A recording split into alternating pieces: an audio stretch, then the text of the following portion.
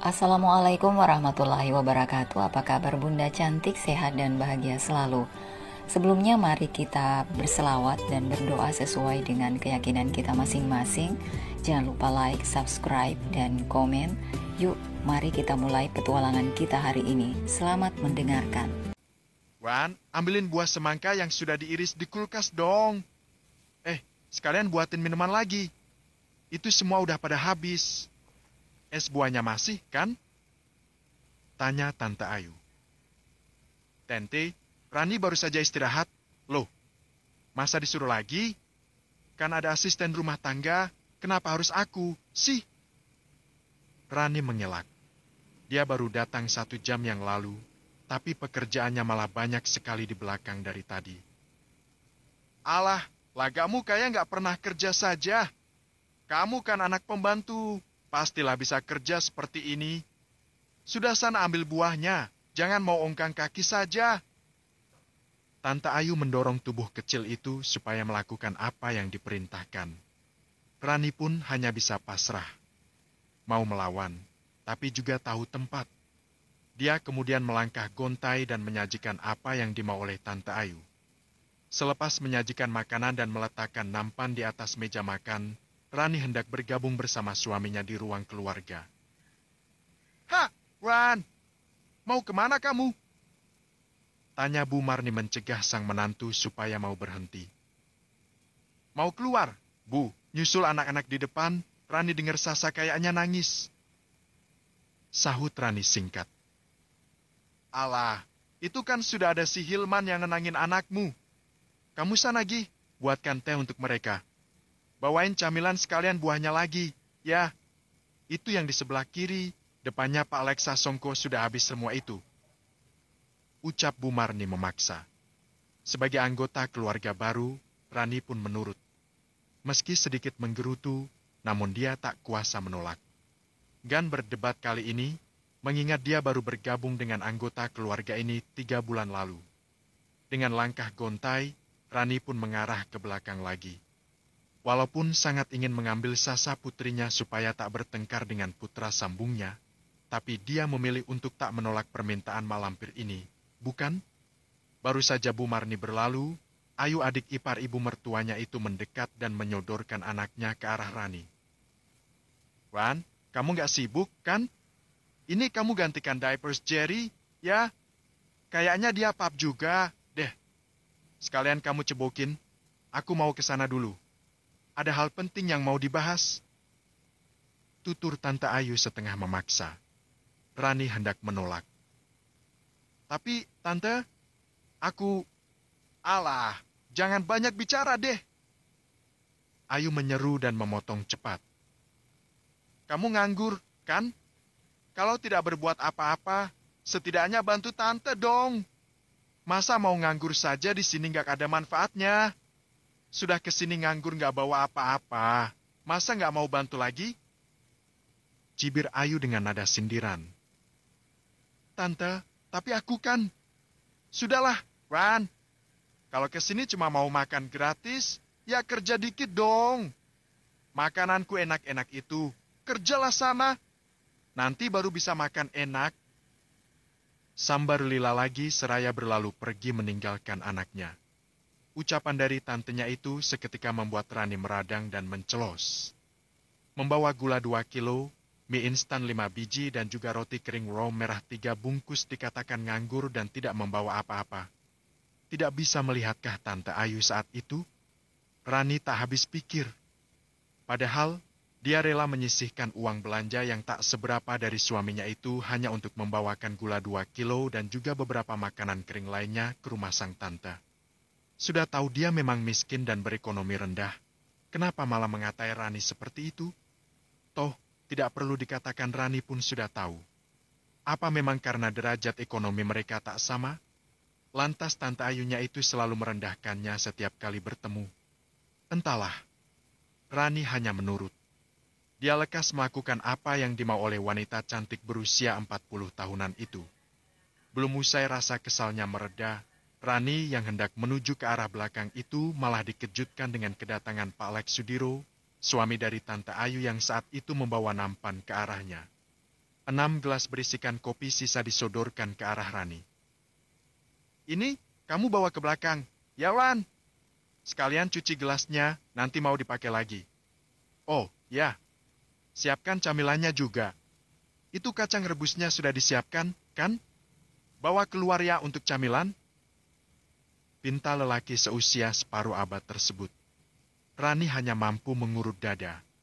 Dia menerima nampan berisikan gelas kosong kotor itu dengan perasaan dongkol tak karuan. Ya Allah, sabarkan hati hambamu ini. Gumam Rani dalam hati. Sudah terbiasa dengan pekerjaan rumah seperti itu, Rani bisa menyelesaikannya dengan cepat. Baru 5 menit, semua sudah beres. Selepas meletakkan gelas di rak dan mengeringkan telapak tangannya, Rani segera pergi dari sana. Baru saja sampai di dekat ruang keluarga, Bu Marni mendekat lagi. Tak habis pikir Rani dibuatnya.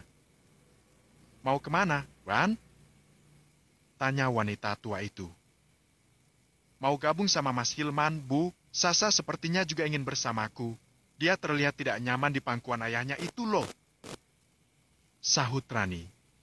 Saat hendak melangkah, kemeja yang dikenakannya ditarik oleh Bu Marni. Sudahlah, sana ke dapur saja. Bantu Mbak Inem nyiapin makanan. Wanita tidak berpendidikan sepertimu pasti nggak paham dengan apa yang mereka bicarakan. Sudah sana pergi. Usir Bu Marni seraya berlalu. Rani pun tahu diri. Dia hanya mendekat dan membawa Sasa pergi menjauh dari sana. Sesaat, dia sangat menyesal karena dijadikan pembantu dengan kedok pertemuan keluarga hari ini. Seakan dirinya seperti anggota keluarga baru yang tidak berguna dan tak dianggap. Padahal, bukankah di mata Tuhan derajat manusia itu sama? Tapi pada hakikatnya, mereka yang memiliki harta dunia banyak saja yang akan disanjung tinggi dan dihargai. Sebelum pergi, dia melirik ke belakang lagi.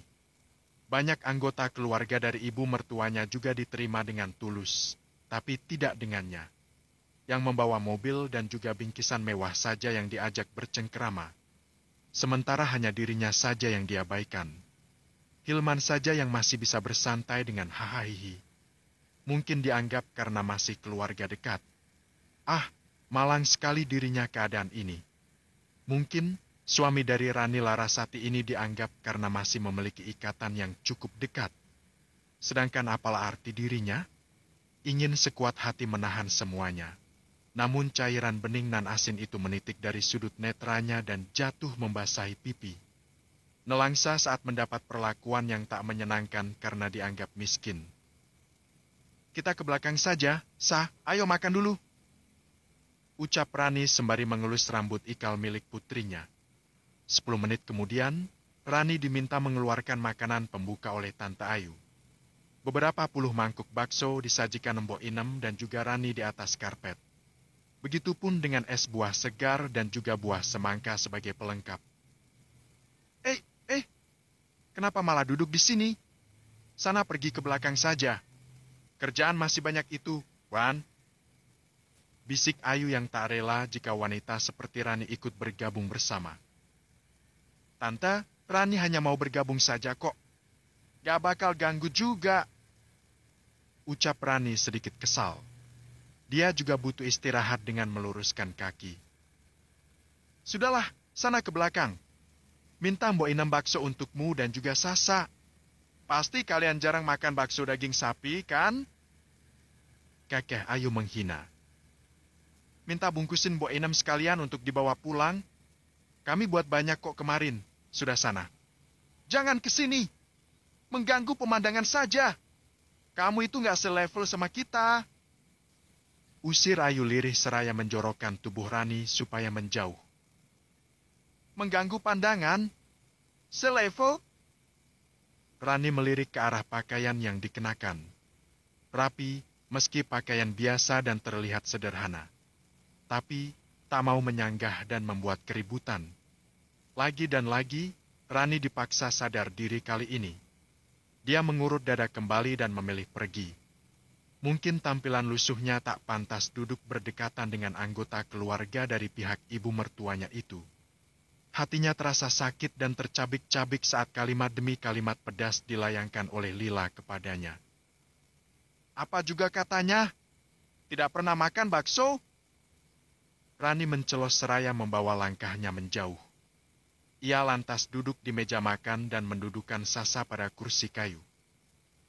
Ini baksonya, Dek. Bo Inem, wanita tua itu sangat sabar. Dia menyodorkan 2 mangkuk bakso ke arah Rani. Makasih, Bo. Rani hanya mengangguk. Rasa lapar yang membuat cacing pada perutnya berdemoria itu kali ini sirna seketika, seiring dengan ucapan dari Lila dan juga ibu mertuanya yang teramat menyayat hati. 6 butir bakso berukuran jempol kaki orang dewasa yang aromanya menggugah selera itu tak membuat Rani bergeming. Dia hanya berpikir keras seraya membatin. Kalau bakso seperti ini saja aku sudah sering kali makan. Apa mereka pikir rumahku itu di pedalaman yang tak terjangkau manusia, sehingga tak pernah memakan bakso seperti ini?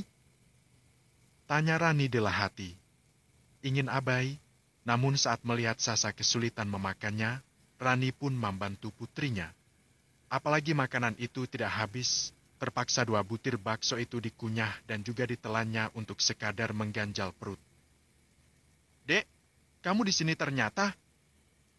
Tanya Hilman mendekat ke arah sang istri dan menjawil dagu Sasa, putri sambungnya.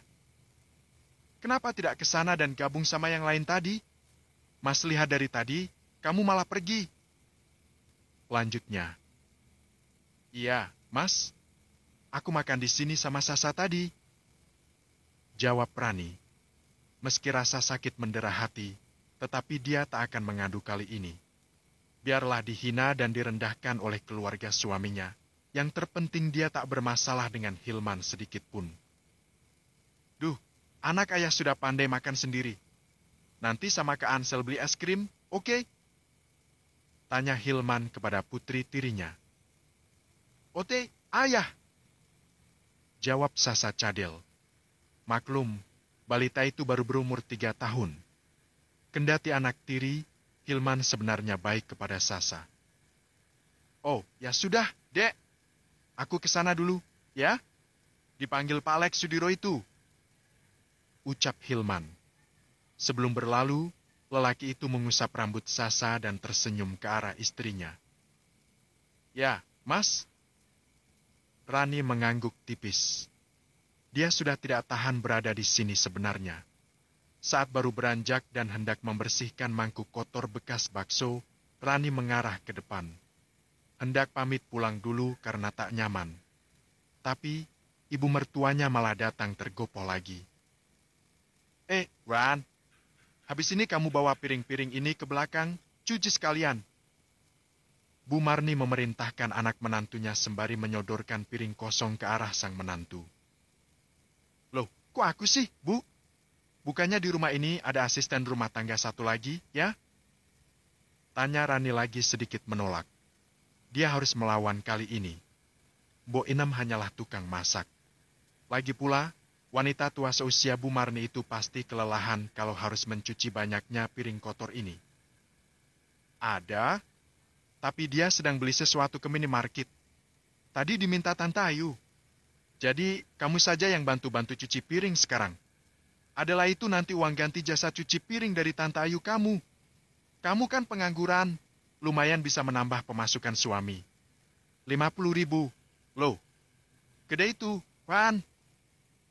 Ujar Bu Marni lagi dengan sedikit memaksa. Bu, aku ikut ke sini karena permintaan ibu yang ingin mengunjungi adik kandung ibu, Pak Lex Sudiro. Bukan untuk menjadi pembantu. Tolak Rani sembari menghentikan acara makannya di meja makan saat ini. Siapa yang mengatakan kamu sebagai pembantu? Kamunya mencuci piring saja. Tidak sama dengan pembantu. Kamu ini pernah belajar bahasa Indonesia yang benar nggak sih? Masak membedakan kata begitu saja tidak bisa. Cibir Bu Marni. Bu, itu sama saja. Intinya ibu menyuruhku untuk melakukan tugas asisten rumah tangga. Bukan? Tidak mau. Kalau ibu mau, ya silakan saja sana sendirian cuci piring. Lumayan kan 50.000. Gi sana lakuin. Siapa tahu nanti Tante Ayu akan memberi ibu selembar uang berwarna merah. Lumayanlah itu untuk menambah binar pada mata ibu. Ibu kan juga pengangguran sama sepertiku. Aku sudah lelah dari tadi disuruh-suruh. Ujarnya. Rani berbalik membalikkan ucapan ibu mertuanya. Sekali-kali wanita tua itu memang harus dilawan supaya tidak sering-sering merendahkannya seperti itu. Kamu itu, ya, Wan. Dikasih tugas enak dan dibayar. Tetapi kenapa malah menolak? Dasar wanita tidak tahu diri. Miskin, masih saja menolak pekerjaan ringan. Tukas Bu Marni bernada tingginan emosi. Padahal, uang 50.000 itu sudah cukup banyak bagi Rani. Tapi, kenapa dia malah menolak? Aneh memang. Bu Marni menggerutu tidak jelas dalam hati. Loh, kalau enak kenapa tidak ibu sendiri saja yang melakukannya? Rani menjawab santai. Dia masih asyik makan bersama Sasa di belakang. Sementara Ansel, anak sambungnya itu entah kemana. Hah? Apa kamu tidak lihat? Ibu di sini itu kakak iparnya Tante Ayu loh, Ran. Kamu harusnya ngertilah. Mana mungkin ibu melakukan itu? Gengsi dong. Elak Bu Marni kembali. Apalagi aku, Bu. Aku ini malah seorang menantu yang ibu bawa ke sini. Harusnya, itu tidak menyuruhku ini dan itu. Dari tadi ku perhatikan, ibu malah semakin menganggapku sebagai seorang pembantu saja. Ambil inilah, itulah. Cebokin jari, lah. Ada saja, ibu selalu menyuruhku. Tapi untuk kali ini, tidak akan. Aku tidak mau pokoknya. Jawab Rani tak mau kalah. Memang begitu, kan? Toh kamu juga anak dari mantan pembantu. Pasti bakat itu juga menurun kepadamu, Ran. Kamu kan di rumah juga paling rajin. Ya manfaatkan dong bakatmu itu. Jangan pernah sia-siakan lama-lama. Kalau bakatmu itu bisa jadi uang, kenapa tidak? Toh, wanita pengangguran sepertimu harusnya bangga bisa dapat uang belanja atas usahanya sendiri. Bu Marni membuat sang menantu muntap. Rani bangkit. Dia lantas menyuruh putrinya menyusul Ansel. Lantas pandangannya terarah tajam kepada sang mertua. Dengar ya, Bu. Meski aku terbiasa melakukan pekerjaan rumah ibu, tapi aku menolak melakukannya di rumah ini. Oke, aku masih bisa terima jika ibu selalu merendahkanku seperti ini dan mengatai aku miskin. Tapi tolong, jangan buat aku murka dengan sikap ibu yang semaunya sendiri itu. Tutur Rani seraya berlalu. Berlama-lama di sini membuatnya jengah. Padahal, dia diminta ke sini katanya untuk acara keluarga yang diadakan tengah hari nanti selepas zuhur. Tapi, sedari tadi Rani diperlakukan tidak mengenakan selayaknya seorang asisten rumah tangga. Bahkan, makanan yang diberikan kepadanya dan juga Sasa sangatlah berbeda dari yang dimakan orang lain di rumah itu. Mengurus anak Tante Ayu mulai dari pagi, memandikan, mengantar bab, menceboki, menyuapi dan juga mengantar beli jajan sekalian mie ayam di ujung jalan sejak pagi lalu. Rani sungguh lelah. Setidaknya, mau makan gratis itu ya kerja dikit, Ran. Itulah yang dikatakan Tante Ayu beberapa menit lalu yang membuat hati Rani semakin terluka. Hal itu malah dibenarkan oleh Bu Sari, mertuanya yang bagaikan mertua Indosiar itu. Siapa yang betah coba jika diperlakukan seperti itu? Memangnya dia kesini hanya mau makan saja? Tidak. Di rumah pun dia juga telah menyediakan makanan. Pada awalnya Rani diajak suami juga mertuanya ke sini untuk bersilaturahmi. Jika tahu begini, mending tidak usah datang saja, bukan? Hanya makan hati yang didapat. Ibu mertua dan juga Tante Ayunya itu sama saja. Semena-mena dan tak menghargai orang lain sama sekali, sekalipun itu tamu di rumah mereka. Ia kalau meminta dengan baik-baik. Lah ini, memaksa dan membuat Rani kesal. Mas, ayo anterin aku pulang dulu. Tutur Rani kepada suaminya itu. Loh, Dek, ini belum tengah hari. Loh, lagi pula acaranya saja belum mulai dan kita baru sampai 1 jam yang lalu. Hilman, suami Rani itu menolak dengan lembut seraya berbisik. Itu Ansel dan Sasa ngajak pulang. Iya kan, Nak? Tanya Rani asal saja. Beruntunglah kedua putra-putrinya itu mengangguk dan menatap tanpa suara. Baiklah, apa sudah berpamitan sama Tante Ayu dan Pak Lex Sudiro? Tanya Hilman lagi. Dia berpikir jika sang istri tidak taman karena ini merupakan kali pertamanya Rani datang ke rumah itu. Sebagai anggota keluarga yang baru, dulu istri pertamanya pun juga pernah bersikap demikian. Sudah, Mas. Ayo pulang, nanti ibu biar diantarkan Pak Lex Sudiro saja. Terang Rani mencoba menutupi sesuatu. Tidak mungkin bukan Rani akan berterus terang di sini. Lagi pula, mana mungkin Hilman akan percaya begitu saja? Jadi, dia tak perlu berkata banyak. Cukup simpan saja, dan jangan berusaha membuat semuanya semakin rumit. Toh, apalah arti dirinya saat ini? Orang lain bagi keluarga mereka yang sedari dulu memang tak suka kepada Rani. Keesokan paginya, Tante Ayu datang mengantarkan Bu Marni. Wanita itu turun dari dalam kendaraan roda 4-nya dengan angkuh. Dada membusung dengan dagu diangkat. Kacamata hitam tersemat di atas hidung. Dia menghampiri Rani yang terduduk di kursi bambu teras rumah sembari bercakap-cakap dengan kedua anaknya. Libur ya, Tante? Tanya Rani bersikap ramah. Dia hendak menyalami adik ipar ibu mertuanya itu. Namun, bukannya sambutan baik yang didapat, melainkan tepisan tangan kasar dari Tante Ayunya. Pastikan tanganmu bersih dulu, baru bersalaman denganku. Itu bekas menyuapi Ansel, pasti kotor dan penuh bakteri. Seperti biasa, Tante Ayu akan berkata seperti itu. Entah mengapa sepertinya jijik sekali terhadap Rani. Duduk dulu, Tante. Tante libur kerja, ya hari ini? Tanya Rani lagi dan mempersilakan duduk ke dalam rumah. Iyalah, ini kan weekend. Aduh, Tante lupa, Wan. Wanita udik sepertimu pasti tidak tahu ya. Setiap hari Sabtu, kantorku itu memang libur. Tante Ayu terkekeh, menghina secara halus. Maklumlah, Yu, kamu tentu tahu, dia kan pengangguran. Mana tahu jadwal libur kerja orang kantoran sepertimu itu, Yu. Timpal Bu Marni sembari ikut tertawa. Kenapa mereka malah meledekku seperti ini? Aku hanya bertanya sepatutnya saja. Tinggal jawab iya, lalu selesai. Kenapa malah melebar kemana-mana seperti ini? Ah, sepertinya aku salah bertanya kali ini. Jika bukan karena menghargai Tante Ayu, aku pasti tak akan bersikap ramah. Andai mereka tahu yang sebenarnya. Rani menggerutu dalam hati sembari duduk pada sofa tunggal di samping ibu mertuanya. Dia hanya bersikap baik sebagai seorang anggota keluarga yang baru. Namun dia juga lupa jika tak semua orang akan sepemikiran dengannya. Perbuatan baik tak akan dibalas baik pula.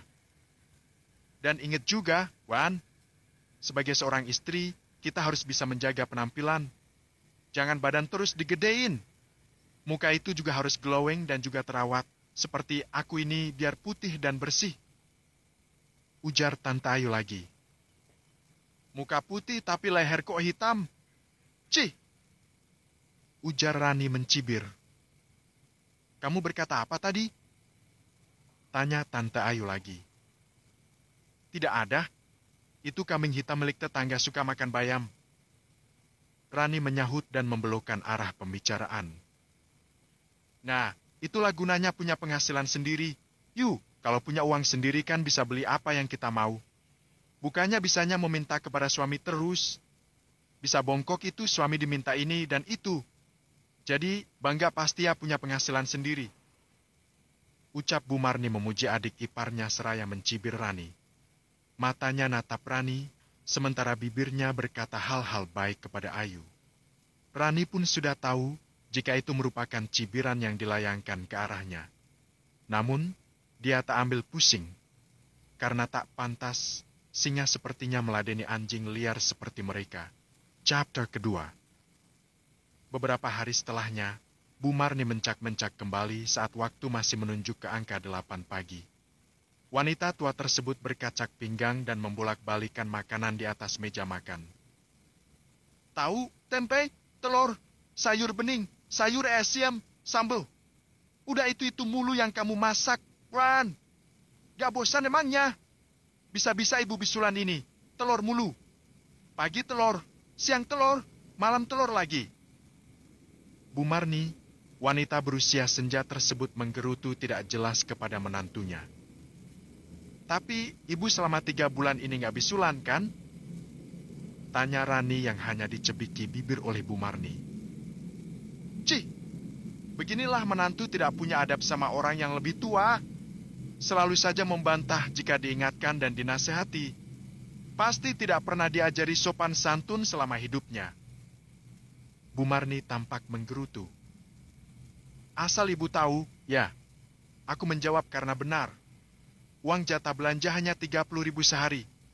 Itu pun sudah termasuk enak, ada tempe, telur dan juga tahu asin setiap harinya.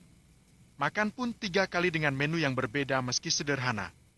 Lihat di luaran sana, banyak yang hanya makan pakai nasi dan juga garam. Mereka tetap bersyukur, gak seperti ibu itu.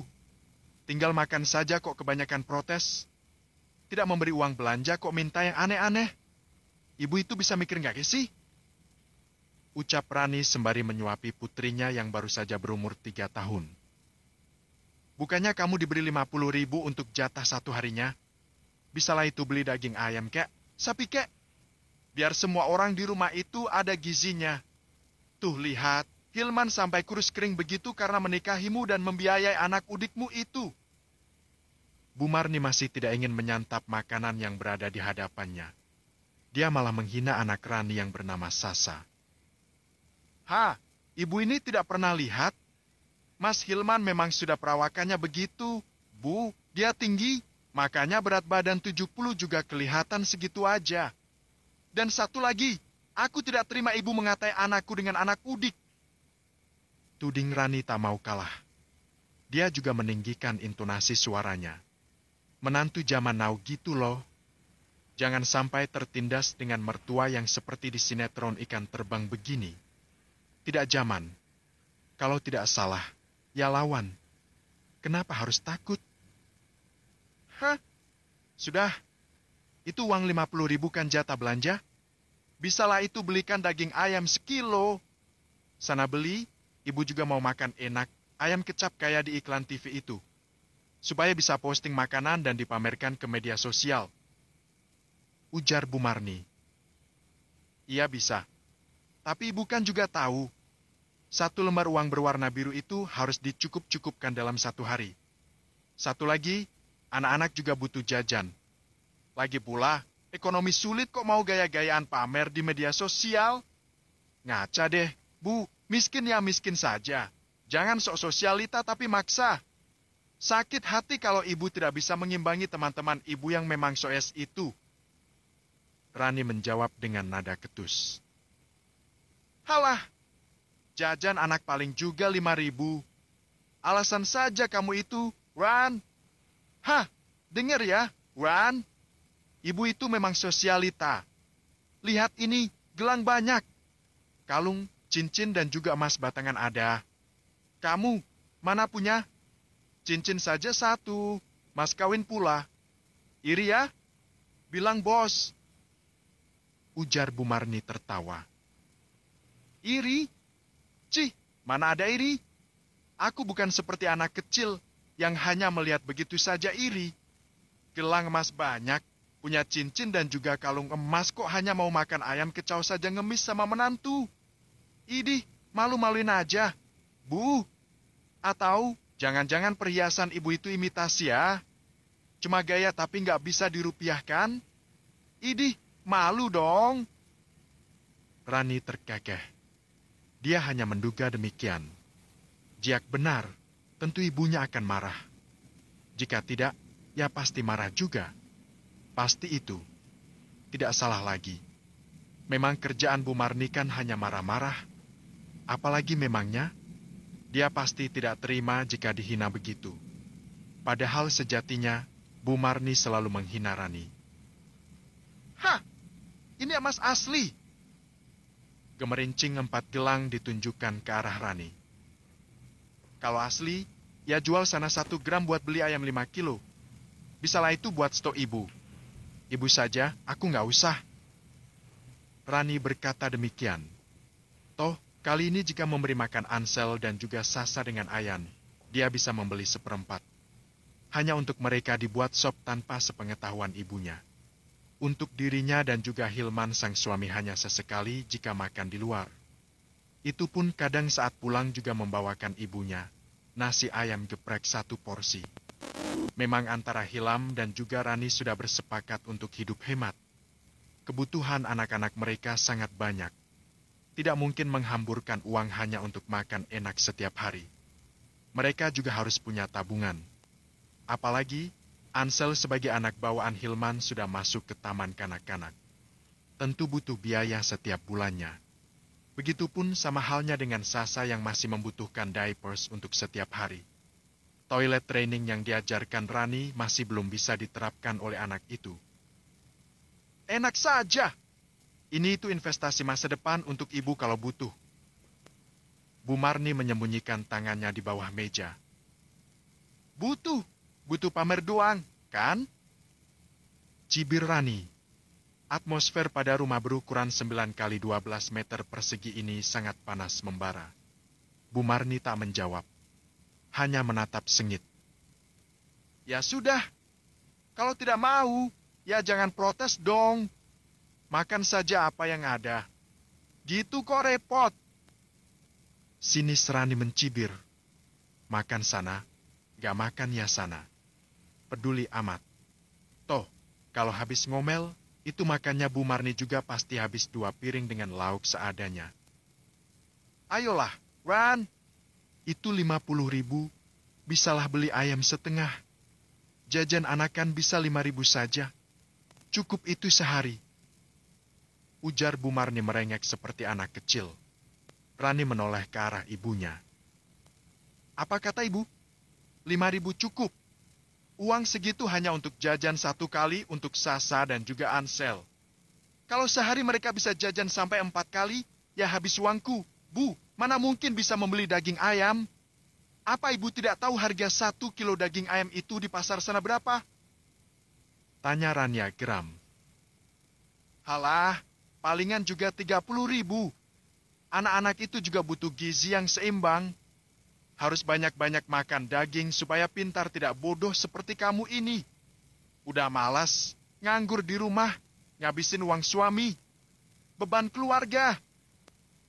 Bu Marni mengucapkan demikian. Rani yang tidak terima lantas menggebrak meja. Dia naik pitam. Bahkan, Ansel dan juga Sasa pun yang kaget akhirnya disuruh ke kamar terlebih dahulu olehnya. Brak. Oh, astaga. Kamu mau membuat ibu jantungan ya, Ran? Bentak Bu Marni meninggi. Kenapa? Apa ibu mau protes? Mau marah? Rani mendongakkan wajah angkuh. Lama-lama bersama mertua taksik seperti ini bisa membuat tekanan darahnya selalu meninggi. Jelaslah ibu marah. Kalau ibu terkena serangan jantung bagaimana? Kamu mau ibu tiada? Bu Marni menuding wajah anak menantunya itu. Iya bagus. Itu artinya setiap hari aku tidak perlu menghadapi kecerewetan ibu yang selalu membuat telingaku panas. Bagus Rani. Gas terus lawan. Jangan kasih kendor bro. Jangan mau tertindas. Lawan kalau memang Bu Marni ini sudah kelewatan.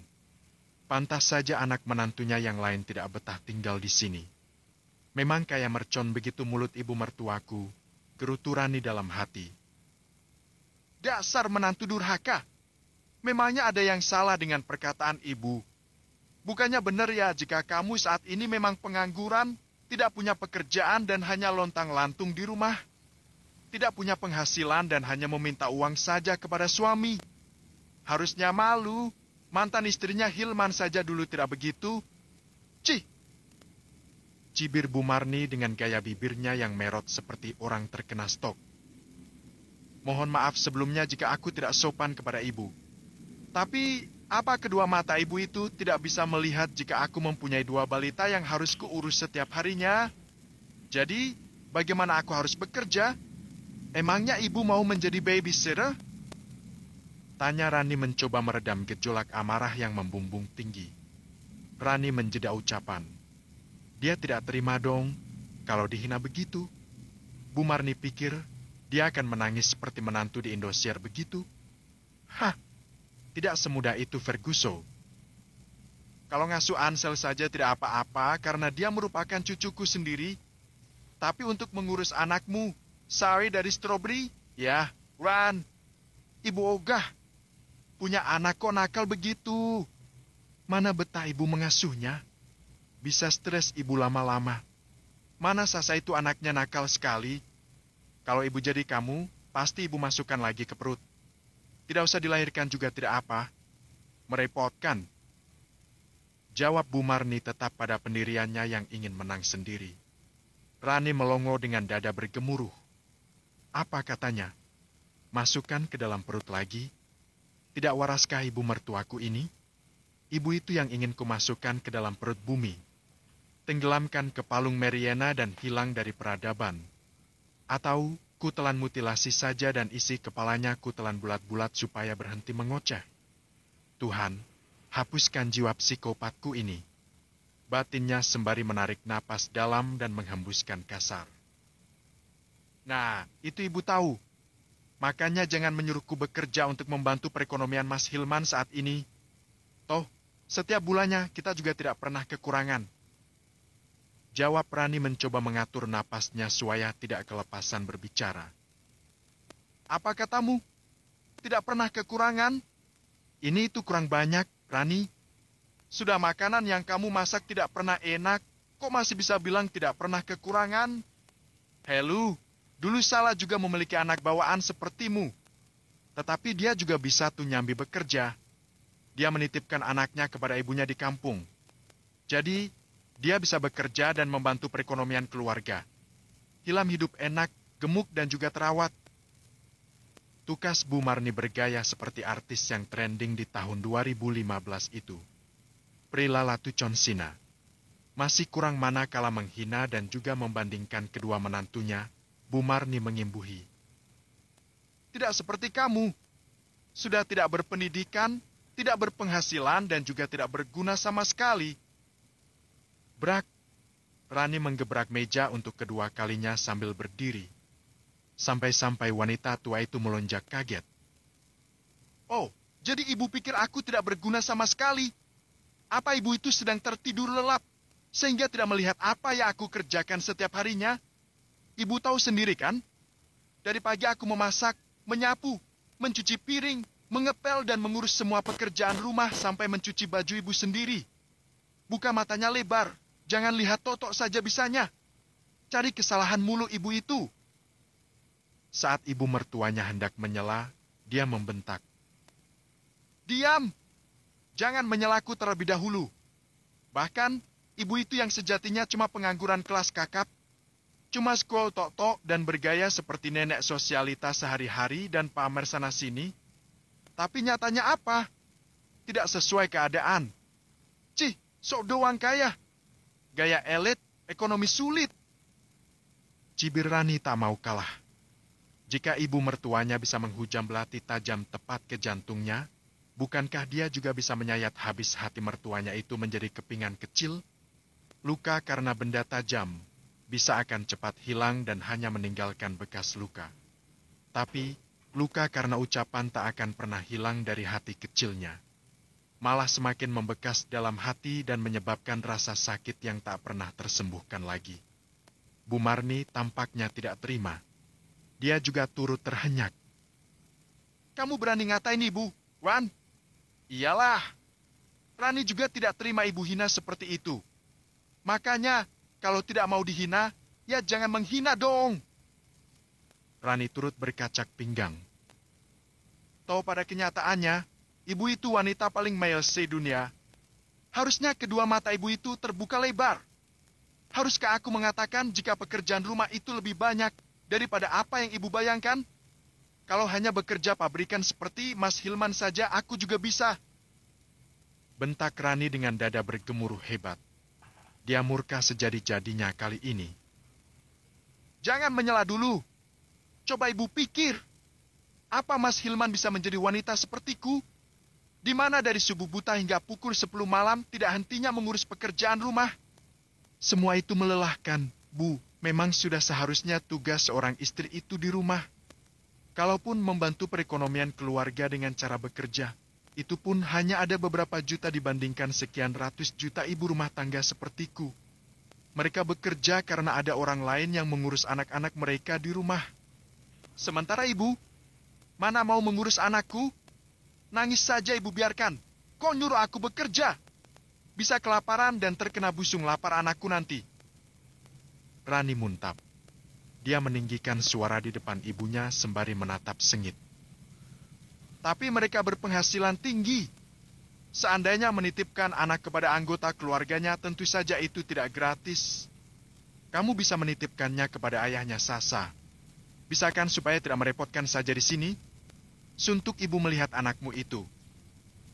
Bu Marni mencoba untuk memberi solusi. Oh, jadi ibu keberatan anakku di sini? Tanya Rani dengan senyum getir. Jelas, lah. Sasa hanya menjadi beban. Titipkan sana kepada ibu mertuamu. Kalau titip ke ibu juga bisa. Tapi yaitu bayar sesuai gaji babysitter. Bu Marni tak tanggung-tanggung. Langsung saja mengucap dan menusuk hati Rani. Apa?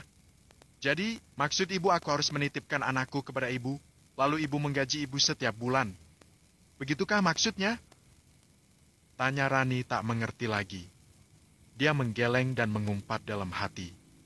Jika saja tidak ada hukum, maka dia akan meraih pisau di dapur sana. Menyayat leher ibu mertuanya itu sampai putus. Astagfirullahaladzim, jiwa psikopatku meronta. Tahan Rani, tahan. Kamu bisa, kamu wanita kuat. Jangan lemah hanya karena hinaan seperti ini. Batin Rani mengucap. Nah, ini. Tumben otak kamu cerdas. Itu baru benar, namanya bisa membantu perekonomian keluarga. Dan tentu saja tidak merugikan anggota keluarga yang lainnya. Mau ibu jadi tukang momong ya bayar, itu baru ibu pro. Bu Marni bersendekap di bawah dada. Rani menggeleng tak percaya. Haruskah jiwa psikopatnya dikeluarkan sekarang? Haruskah dia mencincang tubuh ibunya ini dan memasaknya menjadi bakso? Atau semur daging yang lezat? Aku tidak habis pikir sama ibu. Ya, entah ibu itu spesies mertua berasal dari planet mana. Benar-benar tidak punya hati. Aku kira hanya di sinetron ikan terbang saja mertua seperti ibu. Tapi di sini juga ada. Mungkin ibu bisa melamar menjadi artis. Pasti terkenal karena ibu pantas menjadi peran antagonis. Mengalahkan meriam berlinda itu. Rani melirik sinis. Kamu mengatai ibu? Sengit Bu Marni lagi. Pakai nanya lagi. Ya iyalah. Coba ibu pikir, kalau aku bekerja hanya untuk membayar ibu, itu sama saja bohong. Lalu, apa gunanya untuk bekerja? Toh, pada akhirnya uang itu hanya akan habis untuk membayar biaya jasa momong selama sebulan kepada ibu. Yang gak ada hanya rugi, anak tidak terurus tapi keluar duit banyak dan keseharian Sasa juga Ansel pasti tidak jelas. Jelas Rani meninggi. Dia masih tak habis pikir bagaimana jalan pikiran ibu mertuanya tersebut. Daripada begitu, bukankah lebih baik aku saja yang merawatnya sendiri? Tidak perlu keluar uang, sekaligus bisa memantau perkembangan mereka setiap harinya, kan? Ujar Rani lagi. Bu Marni masih menyela lagi. Alah, alasan. Bilang saja tidak mau bantu perekonomian suami. Gitu aja pakai ngeles. Bu, dengar ya, Bu. Rani menuding wajah ibu mertuanya itu menggunakan sendok. Memang sudah menjadi kewajiban suami untuk mencari nafkah untuk anggota keluarganya. Tugasku sebagai istri itu hanya di rumah. Karena mengurus anak yang baru saja masuk TK, mengantar jemput dan mengurus semua keperluan mereka juga ibu dari bangun sampai tidur lagi. Aku itu di rumah juga bekerja. Jadi, apakah semua pekerjaan di rumah itu bukanlah suatu pekerjaan? Mata ibu belum rabun, kan? Bisakan melihat semua itu jika aku semua yang mengurusnya? Ibu mana pernah? Jangankan mengurus pekerjaan rumah, ibu itu bisanya hanya gosip sana-sini mengumbar keburukan menantu dan menggiring opini supaya mereka membenciku. Bahkan, letak di mana sapu itu berada saja ibu pasti tidak tahu, kan? Gitu kok bisanya mengataiku pengangguran dan malas. Ibu itu aslinya yang malas. Ini malah menghina aku. Dasar tidak ngaca. Haduh, haduh. Mimpi apa aku mendapatkan mertua macam ibu ini? Rani geram. Dia memegangi kepalanya yang sedikit berdenyut. Bu Marni mendekat. Wajah keriput yang bibirnya beroleskan lipstik merah merona itu berkumat-kamit. Oh, berani kamu yang mengatai ibu mertuamu ini rabun? Ya jelaslah rabun. Kalau ibu bisa melihat semua pekerjaanku mulai dari pagi hingga malam hari, seharusnya ibu juga bisa mengerti jika semua itu tidak mudah. Kalau mata ibu memang rabun, ya pantaslah karena tidak bisa melihat semua itu. Karena apapun yang aku lakukan, pasti selalu saja salah di mata ibu. Bentaknya tak terima direndahkan seperti itu. Pantas. Kamu menyumpahi ibu biar rabun gitu, Ran? Tangan ibu parubaya itu berjacak pinggang. Dadanya membusung dan menyorot netra menantunya tajam. Ya, biar rabun sekalian. Sudah bawel, banyak protes, ini malah menghina setiap hari. Iya, Bu, aku sadar jika aku hanyalah lulusan SMP, tapi tidak seharusnya ibu merendahkan dan juga menghina aku seperti itu, kan? Hela Rani meninggi. Sebagai menantu yang memang tidak diinginkan sejak dulu, dia tidak boleh tertindas hanya dengan ucapan pedas dari mulut mertuanya. Kalau tidak diajak tinggal di sana, Rani juga tidak akan mau. Tetapi Rani kemudian ingat perkataan suaminya, di mana ibu mertuanya itu hanya di rumah sendirian. Maka dia pun menurut saja tanpa banyak protes. Meskipun setiap hari harus makan hati karena ucapan ibunya yang sangat menyakitkan, tapi dia memilih untuk bersabar supaya rumah tangganya tidak hancur. Apa kata orang jika baru menikah 3 bulan dan bercerai kembali hanya karena ucapan mertua? Tidak lucu, kan?